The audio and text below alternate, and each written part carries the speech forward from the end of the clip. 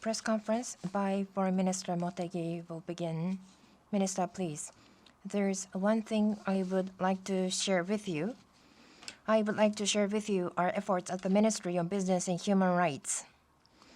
Internationally, there is a growing voice asking corporate sector to respect human rights.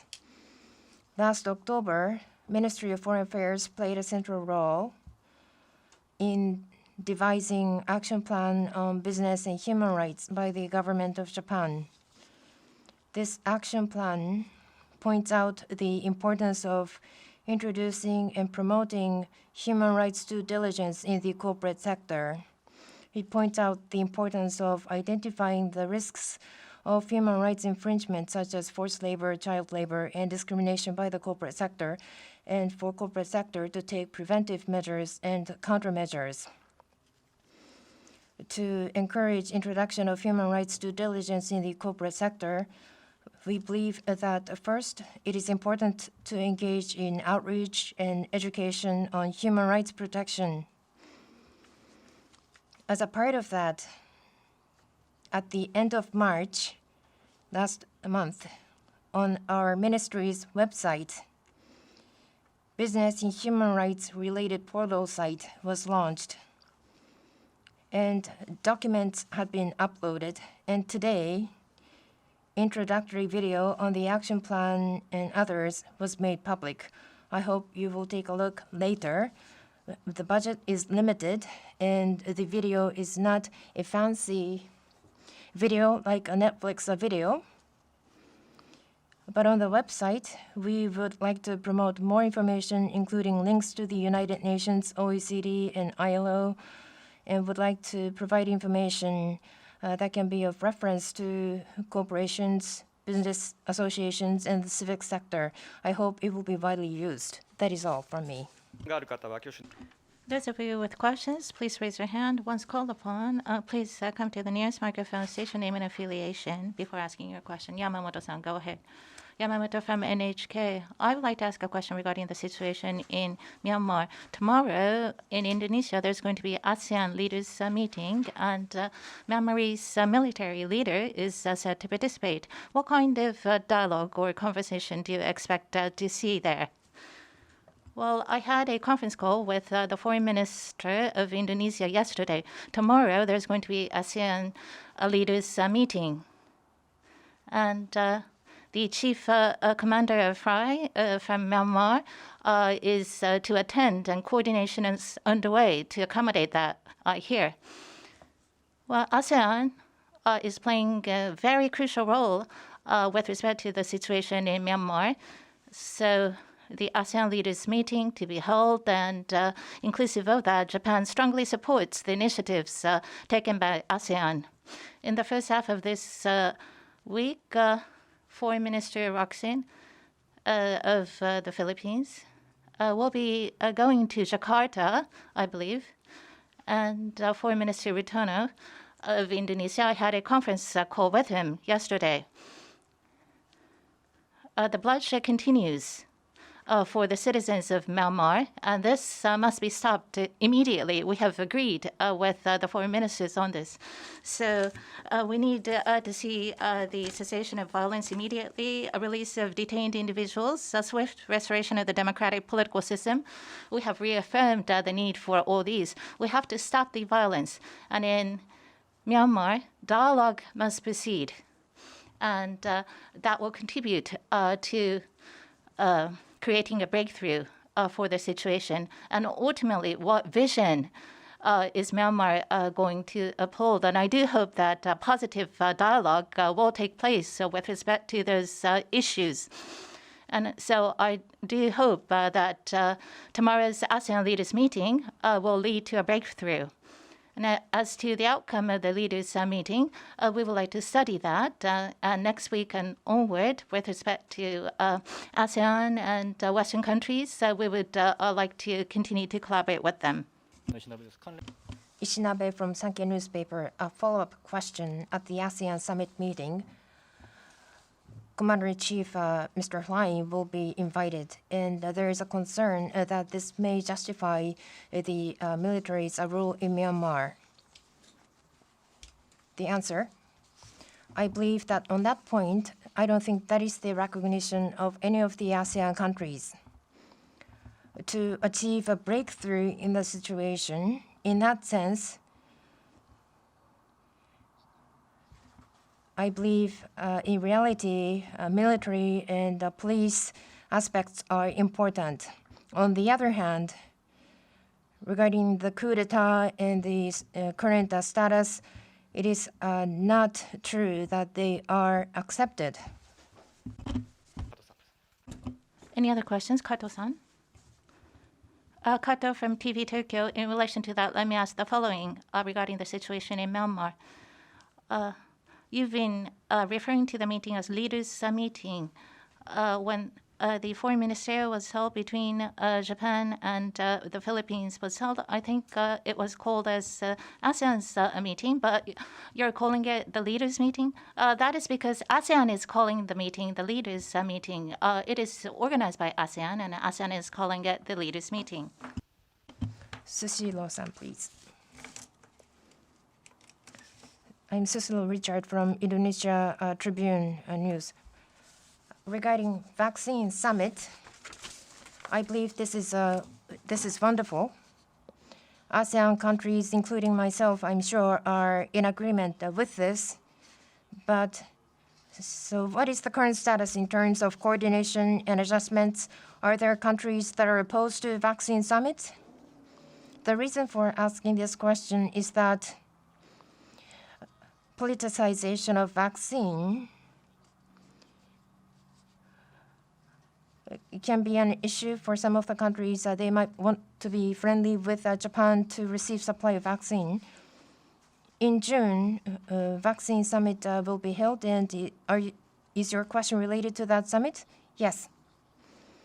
The answer, as I have been saying from some time ago, COVID-19, novel coronavirus, generally may be contained. However, in some place in the world, especially in developing countries or other areas with vulnerable health systems, if virus remains in these areas, there is always a risk of resurgence. And therefore,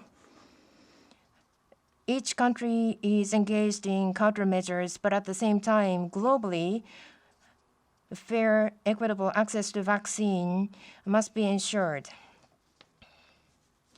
Based on that belief, so far, on the part of Japan, we have been actively contributing to discussion of the design of the mechanism since the establishment of COVAX facility initially, and in terms of financial aspect. Already $200 million has been contributed, doubling the contribution for developing country framework. Japan is a co-host of the summit. And in collaboration with our fiscal counterpart in Japan, we would like to continue to make as much contribution as possible. COVAX facility needs a certain funding target, and to achieve that target, in the end, it will mean that there will be more vaccine supplied to developing countries and the rest of the world. And therefore, with the United States and with other countries, we would like to call for a contribution to fill in the funding gap, and in collaboration with the international community, we would like to prepare for the success of the summit. Please go ahead.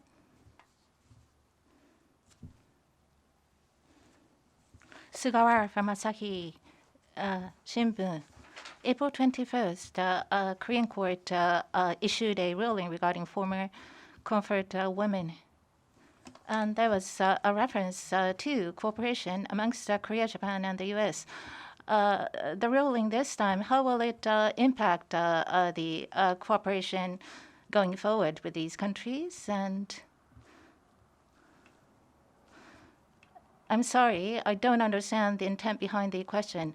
So on April 21st, ruling came out. Yes, I do understand that, but you talked about cooperation between Japan and the U.S., and you have noted the importance thereof. I do understand that, but beyond that, I could not understand your question.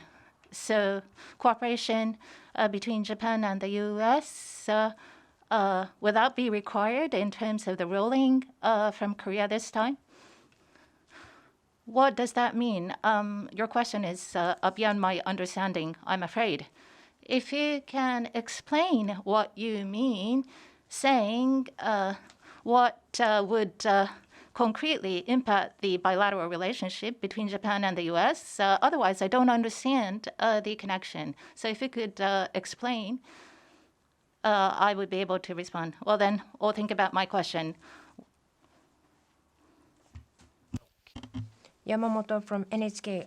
On the issue of climate change, towards 2030, the reduction target to be achieved in 2030 is a 46% reduction from fiscal 2013. That was announced. And this is a number of 46%. You also served as economy minister, and I'm sure you're very familiar with this. About the feasibility of this, what are your views on this? Yesterday, Prime Minister Suga at a climate summit announced that consistently with 2050 carbon neutrality announced by Japan, Japan will target reduction of greenhouse gas from fiscal 2013 to be achieved by 2030 by certain percentage. The standard year is 2005 for the United States, 1990 for EU, and in comparison to 2013, Japan's target is 46% reduction to be achieved by 2030. That was announced yesterday. In comparison to 27% reduction, it is a 70% increase. And even to achieve 50% reduction, Japan will continue to take on the challenge. And to achieve that target, review will be accelerated to identify concrete measures. That was expressed. I will mention the numbers later, but regarding this expression of determination by Japan, the host country, the United States, and yesterday, Mr. Gutierrez, Secretary General of the United Nations, was in attendance and made opening statement. And from the host country, U.S., and from Mr. Gutierrez and from other countries, Japan's expression of determination were welcomed. And Japan showed an attitude to lead discussion in this area in the international community in coordination with the United States. I believe that was appreciated. Standard years are different, so we cannot compare the numbers apple to apple. But in comparison to 2013, I believe the target is almost equally ambitious as targets from the EU, from the United States. Energy origin, a related area accounts for the majority, and in other areas, additional reduction is to be achieved. That is the calculation. I do not know whether a detailed breakdown is announced, but basically, what was included in the Energy Basic Plan, and based on the announcement this time, I think Energy Basic Plan will be revised going forward, but there are things that will be achieved according to Energy Basic Plan, and in agriculture and other sectors, there can be a reduction and to reduce emissions. And so therefore, even though this is an ambitious target, I believe this is our target that is based on bottom-up calculation. This concludes today's press conference. Thank you. Oh, Mr. Susilo. Excuse me for asking several questions. So on the 20th, well, I looked at the updated homepage of MOFA, and that has to do with border control with respect to COVID-19, the measures taken by MOFA. So not just in Asia, but internationally, there are 152 countries from which entries are banned by Japan. Vietnam is not included, although Indonesia is. So January 30th, I think there were 110 infection cases from Vietnam. So given that, why is not Vietnam included in the countries banned? With respect to the border control measures, we look at the status of infection in each country, the total number of cases, and the ratio of infections per unit of population. We are looking at a broad range of information with respect to infection in each country. We take an overall look at those data. And so we're not favoring any particular country out of the group, but we take a look at it overall and make a judgment. That concludes the press conference for today. Thank you.